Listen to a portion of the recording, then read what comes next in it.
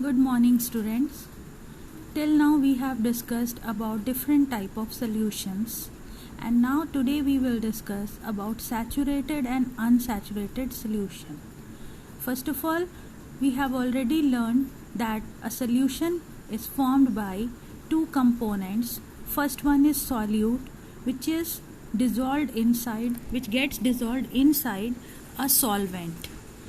So saturated solution and unsaturated solution, they are based upon the amount of solute which is dissolving in a definite amount of solvent. We will discuss about it one by one. First is unsaturated solution. It is a solution in which more quantity of solute can be dissolved without raising its temperature. That means all the solvent at a certain temperature have a definite capacity to dissolve a definite amount of solute. So, unsaturated solution is a type of solution in which if we dissolve a certain amount of solute, then at that same temperature we can dissolve some more solute in it. Secondly, saturated solution. It is a solution in which no more solute can be dissolved at that temperature.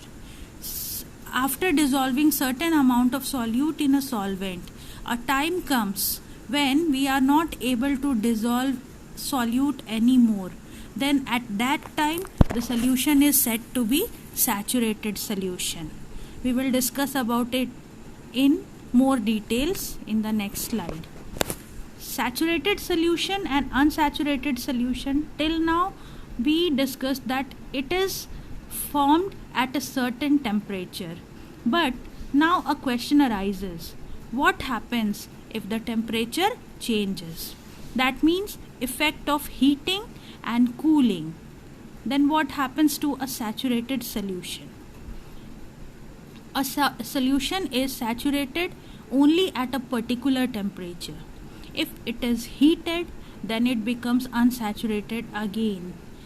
That means if we heat or increase the temperature of a solution, then it again becomes unsaturated and it is capable of dissolving some more solute.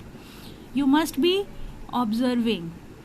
have observed that while making certain type of sweets which are dipped in sugar syrup, while making sugar syrup, what we are doing? We are putting a large amount of sugar in some water. And that water, when it is not capable of dissolving all the sugar anymore, then we heat it. When we heat that water containing large amount of sugar, then all the sugar gets dissolved. Because when we increase the temperature, that solution becomes unsaturated and it can dissolve some more sugar.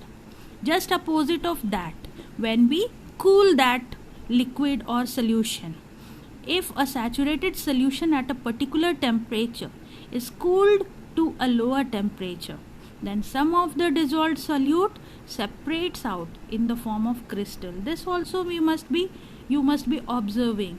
When we cool down a sugar syrup, then at the bottom of that sugar syrup we can easily observe some sugar crystals are obtained. It means that sugar crystals are the solute which are present in that solution, but when it cools down, that solute separates out from the solution.